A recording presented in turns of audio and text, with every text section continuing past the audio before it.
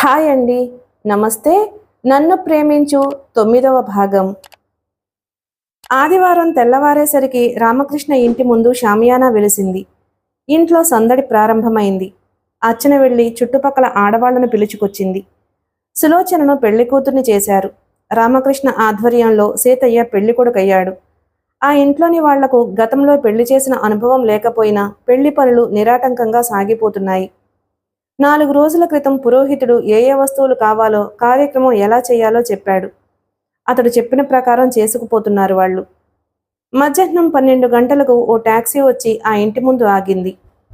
పెళ్లిపేటల మీదకు అవసరమైన సామాను లిస్టు ప్రకారం కారు డిక్కీలో పెట్టారు.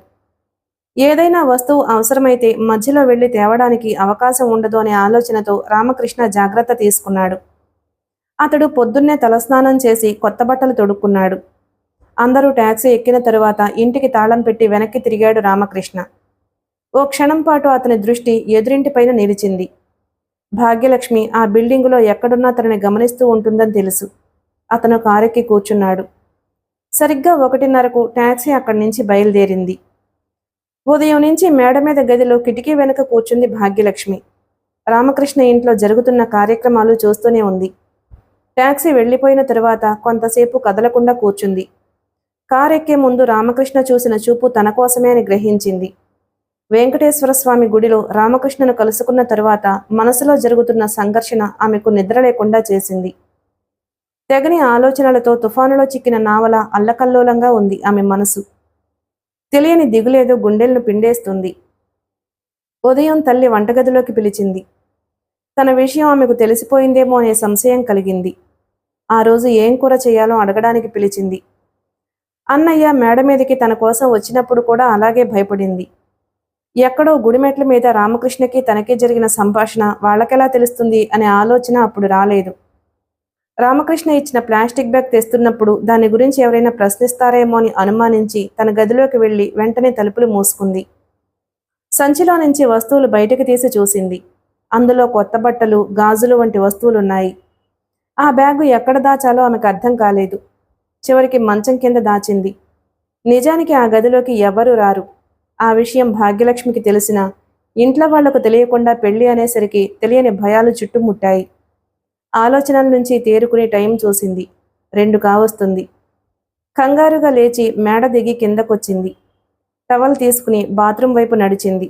ఆమె స్నానం ముగించి వచ్చేసరికి పని మనిషి భోజనానికి రమ్మని పిలవడానికొచ్చింది. తను భోజనం చేయలేదన్న విషయం అప్పుడు గుర్తుకొచ్చింది. డైనింగ్ టేబుల్ వైపు నడవబోతూ ఆగిపోయి కొన్ని క్షణాలు ఆలోచించింది. భోజనం వద్దని 2 అరటిపళ్ళు, ఓ గ్లాస్ పాలు తీసుకురమ్మని చెప్పింది. సరిగ్గా 2:40కి ఇంట్లో నుంచి బయటకొచ్చింది. ఆమె చేతిలో ప్లాస్టిక్ బ్యాగ్ ఉంది. అటువైపు వెళుతున్న ఆటో పిలిచి ఎక్కింది. 10 నిమిషాల తరువాత రామ్నగర్లో ఒక ఇంటి దగ్గర దిగి తలుపు కొట్టింది. ఒక యువతి తలుపు తీసింది. అరగంటలో టాక్సీ సింహాచలం కొండకు చేరింది. అంతా తలో సామాను అందుకుని గుడివైపు కదిలారు. పెళ్లికొడుకు గెటప్లో ఉన్న సీతయ్య అరటిగెల పట్టుకున్నాడు. తెల్ల దుస్తులు పాడవుతాయన్న ఆలోచన వచ్చి అతన్ని వారించింది అర్చన. అందరూ మండపంలోకి ప్రవేశించారు. చెల్లెల్ని అంటిపెట్టుకుని నడిచింది అర్చన. ఉదయం నుంచి ఒక క్షణం కూడా వదల్లేదు. పెళ్లి కూతుర్ని చేసిన తరువాత చెల్లెల్ని తనివితీరా చూసుకుందామే. అంతవరకు మనసులో అంతర్లీనంగా దాగిన సంతోషం ఒక్కసారిగా ఉప్పొంగింది. సులోచనను తన గుండెలకు గాఢంగా హత్తుకుని ముద్దులతో ముంచేసింది. చిన్నతనంలో చెల్లెల్ని ఎత్తుకుని గ్రామంలోని వీధులు తిప్పేది. ఎత్తుకోవడం అలవాటుగా మారడం వల్ల ఎత్తుకుంటేనే కాని ఊరుకునేది కాదు. సులోచనకి 3వ సంవత్సరం వచ్చేసరికి తల్లి మరణించింది. అందుచేత ఆమె బాల్యం అర్చనతో ముడివేసుకుని ఉంది. చెల్లెలు చేయవలసిన పనులు తను చేస్తున్నందుకు ఎన్నోసార్లు పిన్ని చేతిలో తన్నులు తింది. పెళ్లి కూతురుగా చూసినప్పుడు ఏడుస్తూ ఎత్తుకోమని 2 చేతులు చాచిన చిట్టి చెల్లెలి పసిరూపం గుర్తుకొచ్చింది. కళ్ల ముందే ఎంత ఎదిగిపోయింది అనుకుంది ఆశ్చర్యంగా. చాలామంది పెళ్లి చేయడం ఎంతో కష్టమంటారు. పెళ్లి కోసం అప్పులు చేయటం, ఆస్తులు అమ్మడం చేస్తారు. సాంప్రదాయమని, ఆచారమని రకరకాల పద్ధతుల్లో పెళ్లిళ్లు జరుపుతారు. ప్రస్తుతం అక్కడ జరుగుతున్న తతంగాన్ని గమనిస్తే పెళ్లి అంత నిరాడంబరంగానూ తేలిగ్గానూ చేయొచ్చు అని అర్థమవుతుంది. అర్చన మనసు మాత్రం శివరావు రాక కోసం ఆరాటపడుతుంది. చినవాల్తేరులోని ఒక అధునాతన బిల్డింగుకి చెందిన గదిలో మంచం మీద నిద్రపోతున్న శివరావు చప్పున మేల్కొన్నాడు. అప్రయత్నంగా అతని చెయ్యి గడ్డాన్ని తడిమింది. గత 15 రోజులుగా పెరిగిన వెంట్రుకలు చేతికి ఒత్తుగా తగిలాయి. లేచి వెళ్లి తన ఎయిర్ బ్యాగ్ తెరిచి అద్దం తీశాడు. గడ్డం వల్ల అతని మొహం అతనికే కొత్తగా ఉంది. ఆ గడ్డంలో అక్కడక్కడ తెల్ల వెంట్రుకలున్నాయి. తనకి ముసలితనం వస్తుందా? ప్రశ్నించుకున్నాడు. 2 క్షణాల తరువాత చిరునవ్వు ఒకటి అతని పెదవుల మీద కదిలింది. రేజర్ సెట్ తెచ్చి టీపాయ్ మీద పెట్టాడు. ప్లాస్టిక్ గిన్నెతో వాష్ బేసిన్ నుంచి నీళ్లు తెచ్చాడు. టీపాయ్ దగ్గరకు లాక్కుని రేజర్కి కొత్త బ్లేడ్ ఎక్కించాడు. వెంట్రుకలకి నీళ్లు రాసి గడ్డం గీసుకోసాగాడు. గడ్డం చేసుకోవడం పూర్తయిన తరువాత ఓసారి చెంపలు చూసుకున్నాడు. 15 రోజులకు గీయడం వల్ల చర్మం మెరుస్తుంది. కత్తెరతో మీసాలు కత్తిరించుకున్నాడు. అద్దం ఎత్తి పట్టుకుని మొహాన్ని పరిశీలనగా చూశాడు. మొహంలో నీరసం కనిపిస్తుంది. ప్రస్తుతం శివరావు మనసు ప్రశాంతంగా ఉంది. గతంలో మనసుని ఆవరించుకున్న దిగులు ఇప్పుడు లేదు.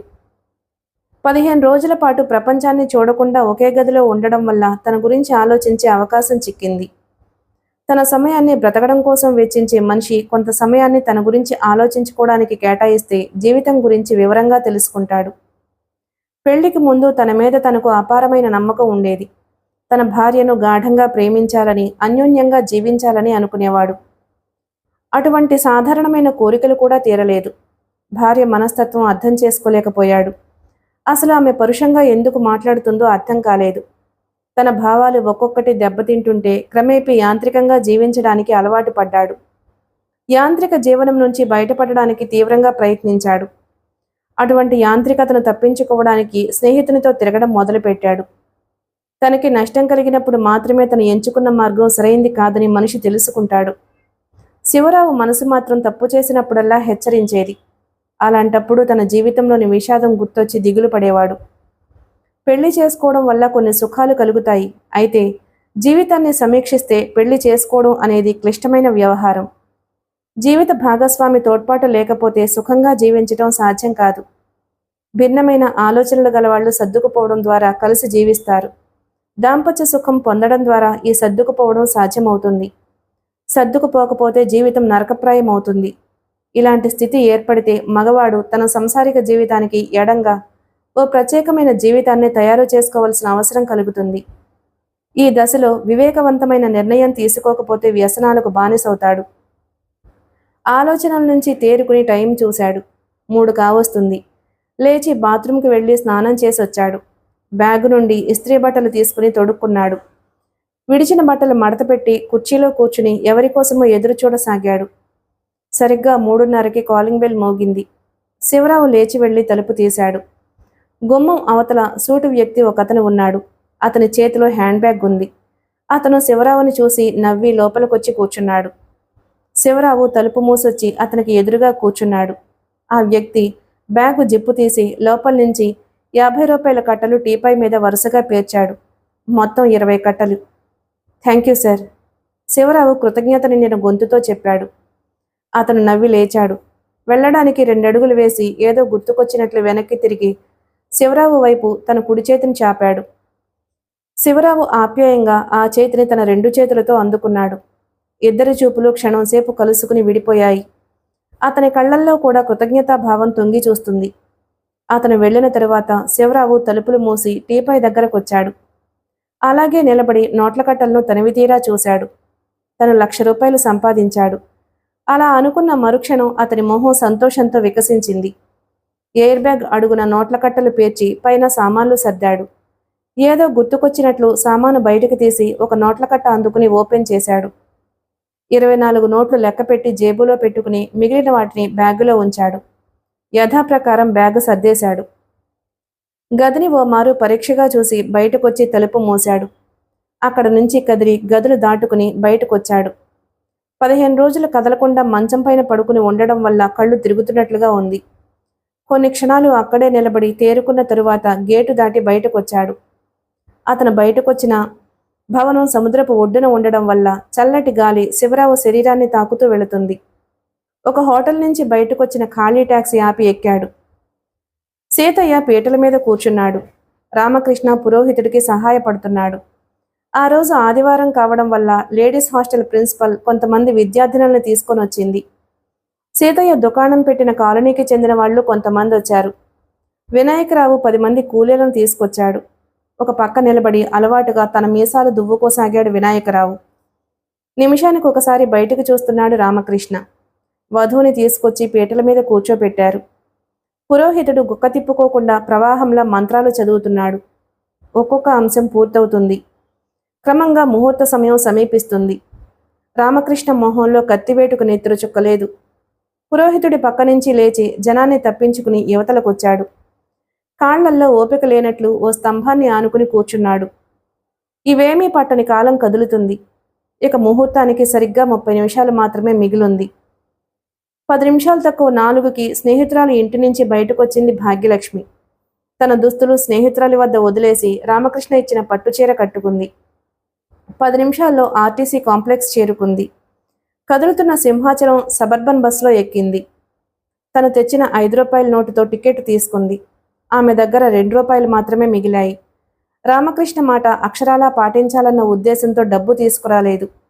భాగ్యలక్ష్మి తన సీటులో ముళ్ల మీద కూర్చున్నట్టుగా కూర్చుంది. బస్సు ఒక్కొక్క స్టేజ్లో ఆగుతూ వెళుతుంది. ప్రయాణికులు ఎక్కి దిగుతున్నారు. వాళ్ళంతా ఎంతో నెమ్మదిగా తమ పనులు చేస్తున్నట్టు అనిపిస్తుంది. ఆ రోజు ఆదివారమని, అందుకే ప్రయాణికులు తక్కువగా ఉన్నారని, ఈ కారణాల చేత బస్సు తన గమ్యం వైపు మరికొంత తొందరగా వెళ్తున్నదని గ్రహించలేదు. ప్రయాణికులు ఎక్కువైతే వాళ్లకు టికెట్స్ ఇవ్వడం కోసం బస్సు కొంతసేపు ఆపుతారు అనే విషయం అక్కడ పుట్టి పెరిగిన ఆమెకు తెలుసు. ఆ సమయంలో తార్కిక జ్ఞానం లోపించింది.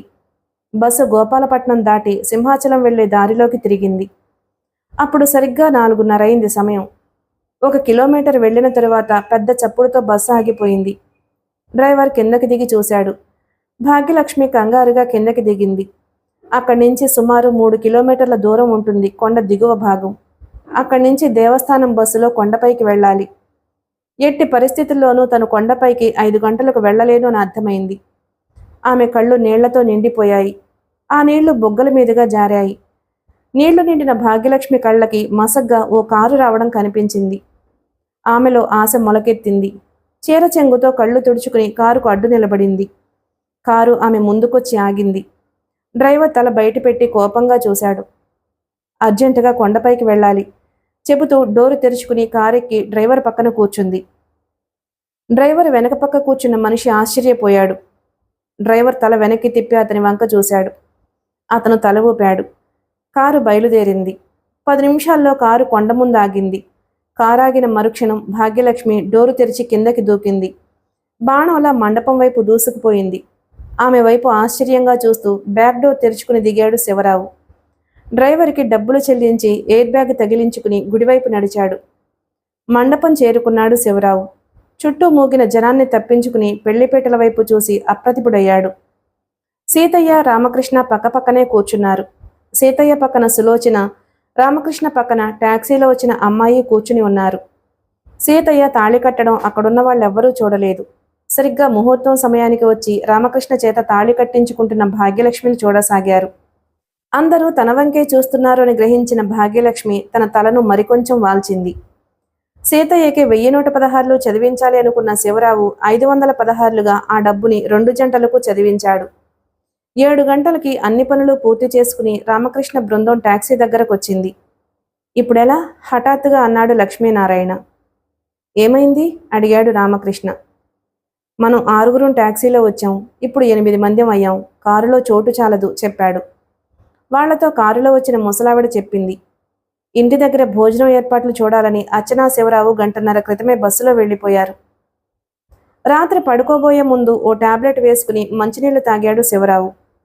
అది చూసి అడిగింది అర్చన. దేనికి ఆ టాబ్లెట్? నీరసం తగ్గడం కోసం. వారం రోజులు వాడాలి చెప్పాడు. ఇదేమిటి? ఏమైందెక్కడ?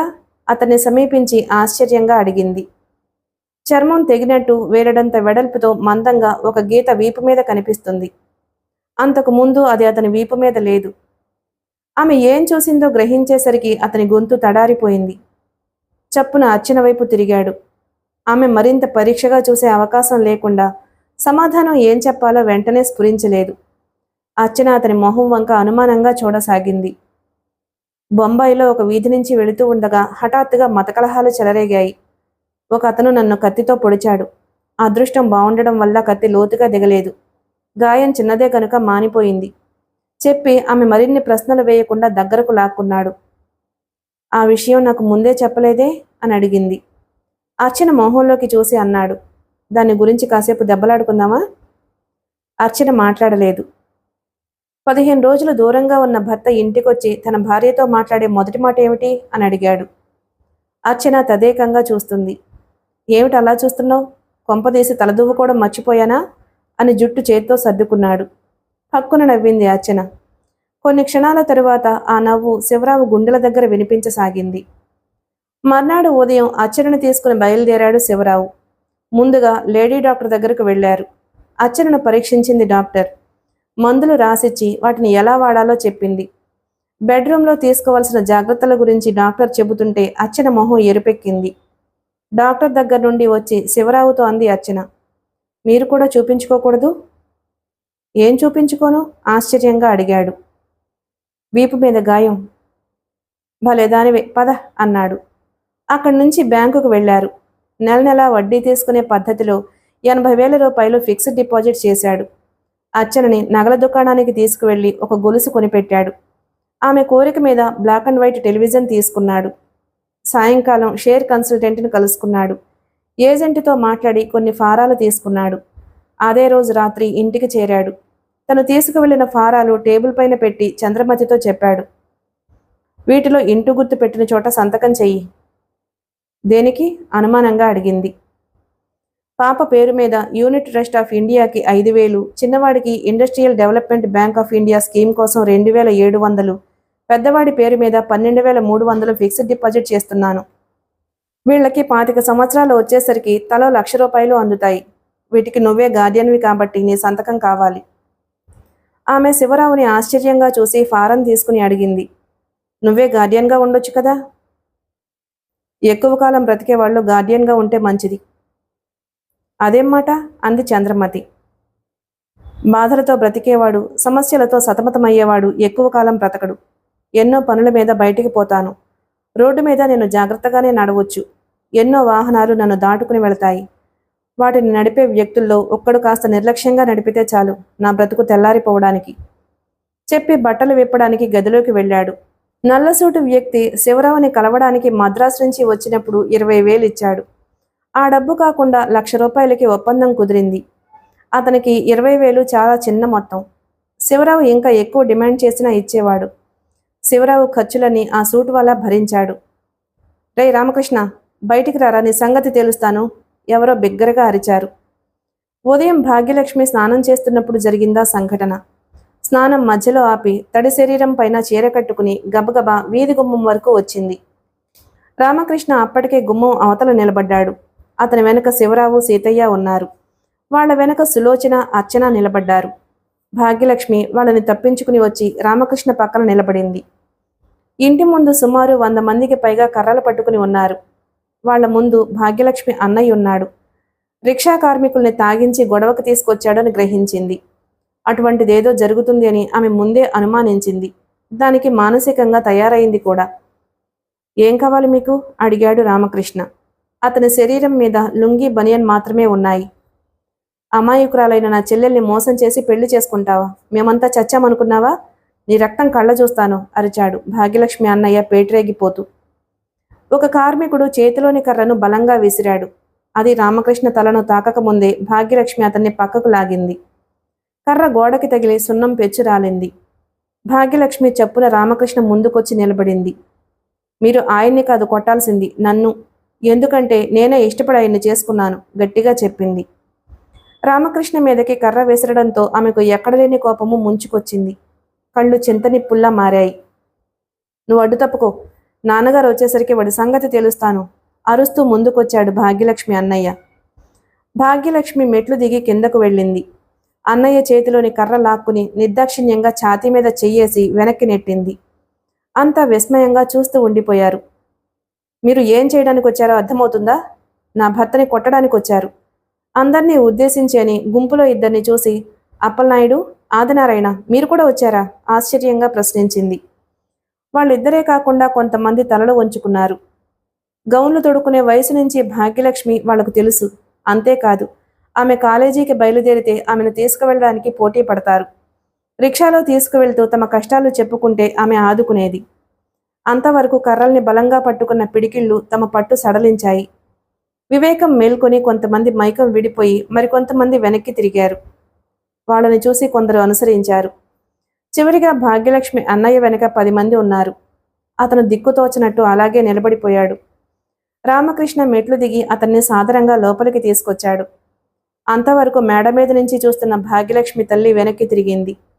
ఆమె మొహం సంతోషంతో వికసించింది. రాజకీయాలలో ఉచ్చదశ అందుకోవడానికి కొంత సమయం పడుతుంది. క్షీణదశ మొదలవడానికి మాత్రం అంత సమయం అక్కర్లేదు. తనని పాతాళానికి తొక్కే నిర్ణయం రాజకీయ నాయకుడు సులువుగా తీసుకుంటాడు. మాజీ ఎమ్మెల్యే అయిన భాగ్యలక్ష్మి తండ్రి అటువంటి నిర్ణయం ఒకటి తీసుకున్నాడు.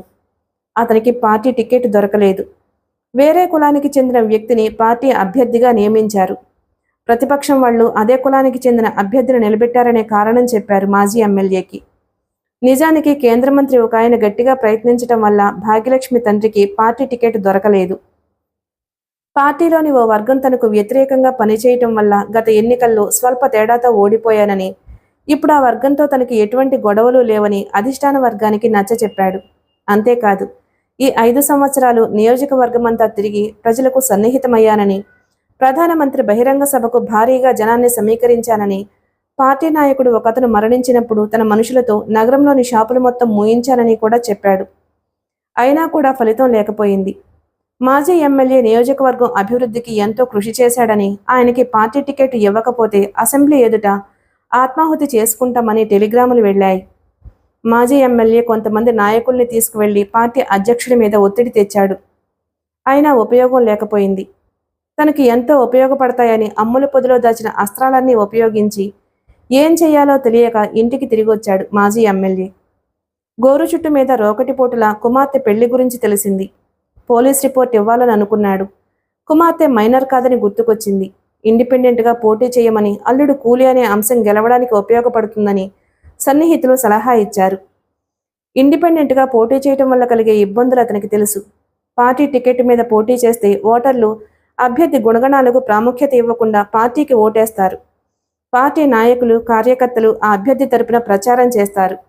అధిష్టాన వర్గం పార్టీ అభ్యర్థులు ప్రచారం చేసుకోవడానికి నిధులు అందిస్తుంది. ఇండిపెండెంట్గా పోటీ చేస్తే ఈ లాభాలు ఉండవు. పూర్తిగా స్వశక్తి మీద ఆధారపడాలి. నిజానికి తను ఇండిపెండెంట్గా గెలవడం చాలా కష్టం. ఇదంతా ఆలోచించి కూడా ఆయన పెద్ద ఊరేగింపుతో ఇండిపెండెంట్గా నామినేషన్ వేసొచ్చాడు. 4 రోజుల పాటు ఇంట్లో మౌనంగా కూర్చున్నాడు.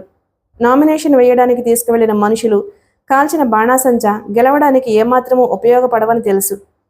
పార్టీ అభ్యర్థి రాజీ కోసం వస్తాడని అలా చేశాడు గాని అతను రాలేదు.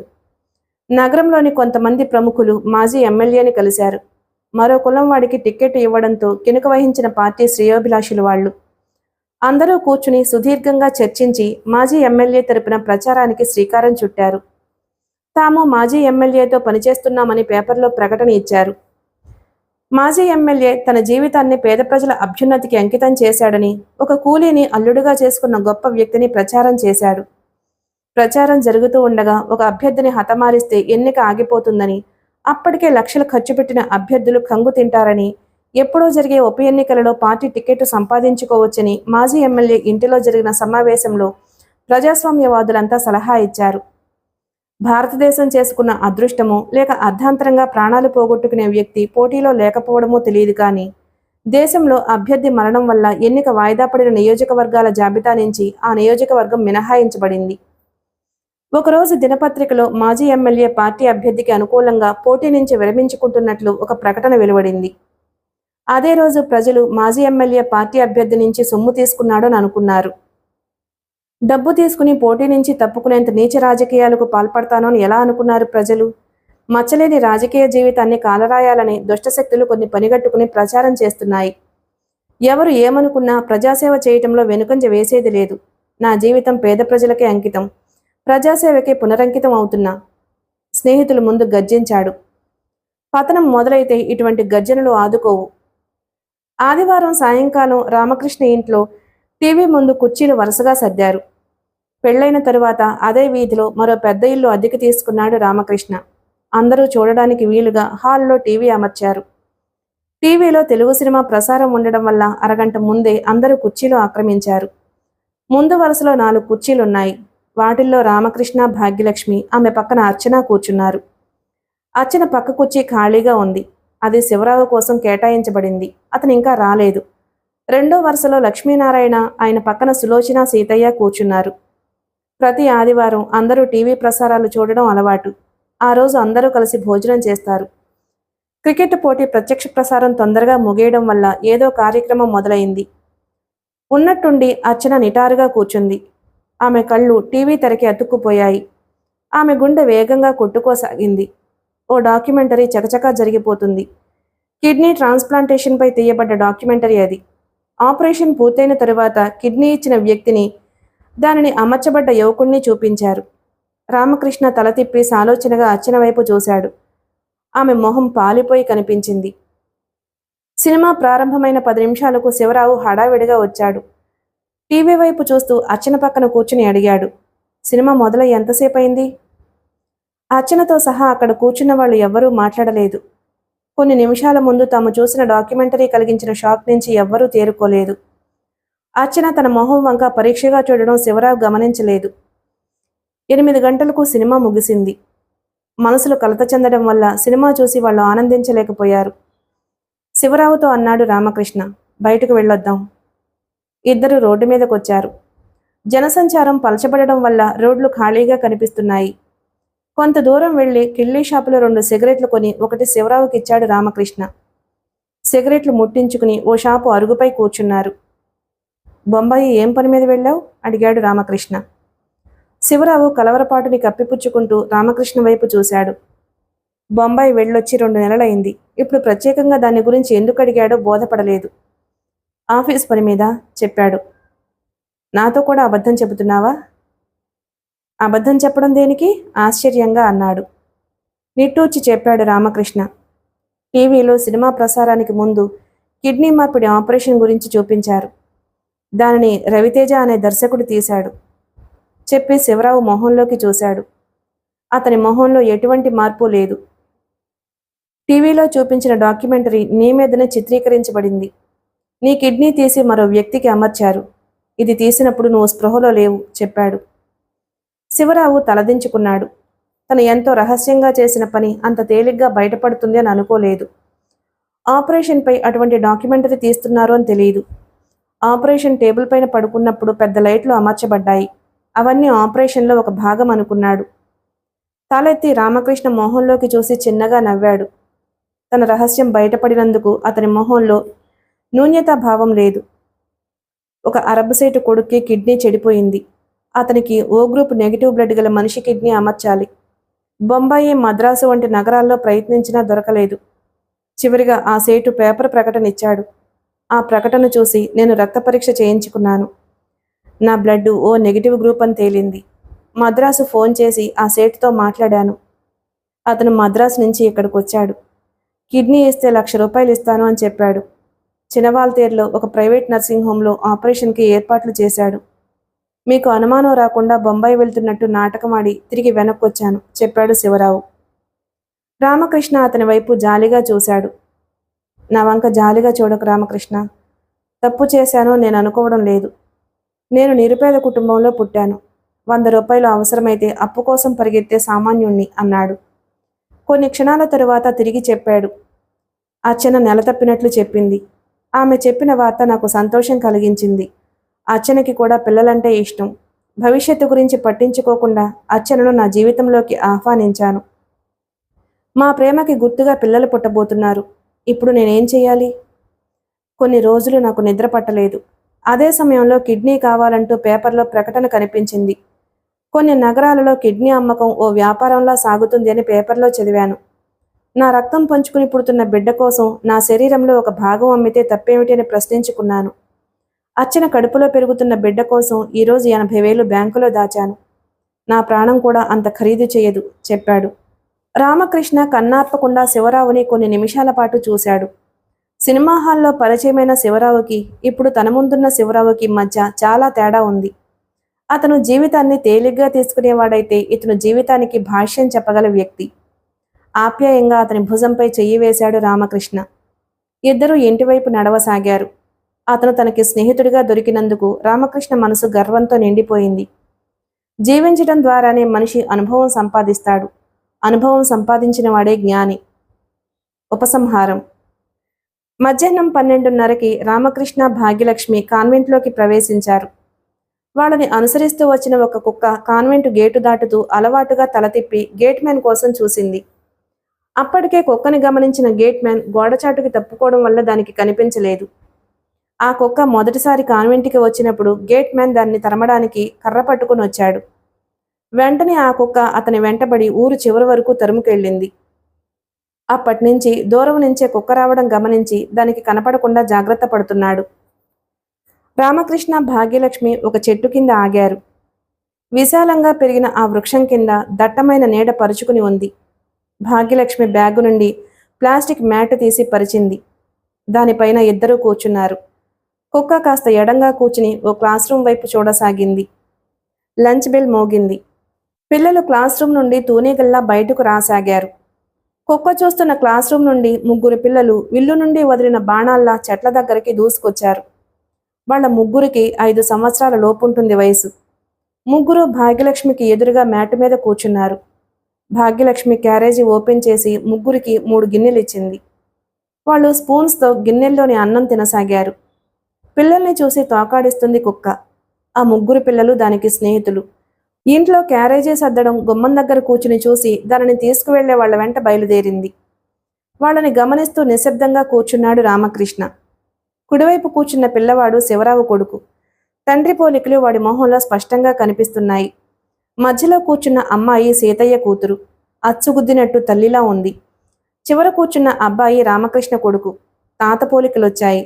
6 నెలల తేడాతో పుట్టడం వల్ల ఒకే క్లాసులో చేర్చారు. పిల్లలు అన్నం తినడానికి అరగంట పైనే పట్టింది. చివర్లో రామకృష్ణ వాళ్లకు చాక్లెట్లు ఇచ్చాడు. కొడుకు మొహం చూసి ఏదో చెప్పాలనుకుంటున్నాడు అని గ్రహించి తల ఊపాడు చెప్పమన్నట్టు. ఈరోజు నన్ను టీచర్ కొట్టారు చెప్పాడు. దేనికి అడిగాడు రామకృష్ణ. సమాధానం చెప్పడానికి ఓ క్షణం ఆగాడా పిల్లవాడు.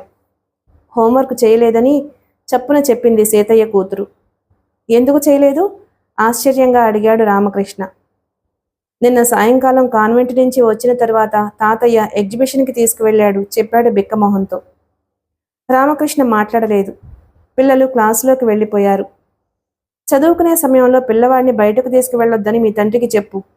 మిగతా 2 పిల్లల్ని వదిలి తన మనవణ్ణి మాత్రమే తీసుకువెళ్ళొద్దని కూడా చెప్పు. పిల్లల మీద ప్రేమ చూపించడం అంటే వాళ్ళ చదువు చెడగొట్టడం కాదని గుర్తు చెయ్యి చెప్పాడు రామకృష్ణ కాన్వెంటు గేటు దాటుతూ. గేటు పక్క కూర్చుని ఆడుకుంటున్న గుడ్డి భిక్షగాడు అడుగుల చప్పుడుకి తలెత్తి అడిగాడు. ధర్మం చేయండి బాబు. ఓ రూపాయి నాణాన్ని అతని పాత్రలో వేశాడు రామకృష్ణ. 1000 ఏళ్లు వర్ధిల్లండి బాబు చెప్పాడు భిక్షగాడు. ఇద్దరూ కొంత దూరం వెళ్లిన తరువాత ఆగి వెనక్కి తిరిగి భిక్షగాడిని భాగ్యలక్ష్మికి చూపించాడు రామకృష్ణ. అతనెవరో తెలుసా అడిగాడు. తెలీదు చెప్పింది. అతని పేరు జనార్దనం. అచ్చన జీవితాన్ని నాశనం చేసిన వ్యక్తి అతనే. ఆ భిక్షగాడు ఎముకల గూడులా ఉన్నాడు. అతని జుట్టు తెల్లబడి పశువులు తొక్కిన గడ్డిలా కనిపిస్తుంది. దంతాలు లేనట్లు దవడలు లోపలికి పోయాయి. చెవిలో సగం కాల్చిన బీడి ముక్కుంది. శరీరం మీద ఏగలు ముసిరాయి. చేసిన పాపానికి శిక్ష అనుభవిస్తున్నాడు చెప్పింది భాగ్యలక్ష్మి. ఉదయం 5 గంటలకు నిద్రలేచి వాకింగ్కి బయలుదేరాడు వినాయకరావు. చీకటిని తరిమి కొట్టడానికి ఆయత్తమైన వెలుగురేఖలు తూర్పు దిక్కు నుండి బయలుదేరడం వల్ల చీకటి పలచబడింది. అక్కడక్కడ మనుషులు తిరుగుతున్నారు. షుగర్ రావడం వల్ల ఆహారాన్ని కంట్రోల్ చేశాడు. ఇదివరకులా తిరగడానికి శరీరం సహకరించడం లేదు. సమావేశాల్లో ఎక్కువసేపు మాట్లాడలేకపోతున్నాడు. శరీరాన్ని ఎక్కువగా కష్టపెట్టకూడదని అతనికి స్పష్టంగా బోధపడింది. అందుచేత యూనియన్ కార్యక్రమాల నుండి తప్పుకోవాలి అని నిర్ణయించుకున్నాడు. ట్రేడ్ యూనియన్లలో ఎన్నికలు జరగడం అరుదు. ఎగ్జిక్యూటివ్ కమిటీ సమావేశమే కొత్త కమిటీని నిర్ణయించి జనరల్ బాడీ మీటింగ్లో తెలియచేస్తుంది. రాత్రి జరిగిన సమావేశంలో స్వచ్ఛందంగా యూనియన్ ప్రెసిడెంట్ పదవి నుండి తప్పుకున్నాడు వినాయకరావు. అతని స్థానంలో యూనియన్ ప్రెసిడెంట్గా రామకృష్ణ ఎన్నుకోబడ్డాడు. వారానికి ఒకరోజు భార్యను తీసుకుని రామకృష్ణ ఇంటికి వెళ్లి గడుపుతున్నాడు వినాయకరావు. కూతురు కొడుకు దూరంగా ఉండడం వల్ల రామకృష్ణనే తమ కొడుకుగా చూసుకుంటున్నారు. యూనియన్ కార్యకలాపాల్లో తనకున్న అనుభవంతో రామకృష్ణని కొద్ది కాలంలోనే తీర్చిదిద్దాడు. అయిపోయిందండి. నన్ను ప్రేమించు. మన ఛానల్ కనుక మీకు నచ్చినట్లయితే లైక్ చేసి సబ్స్క్రైబ్ చేసుకోండి ప్లీజ్. Thank you.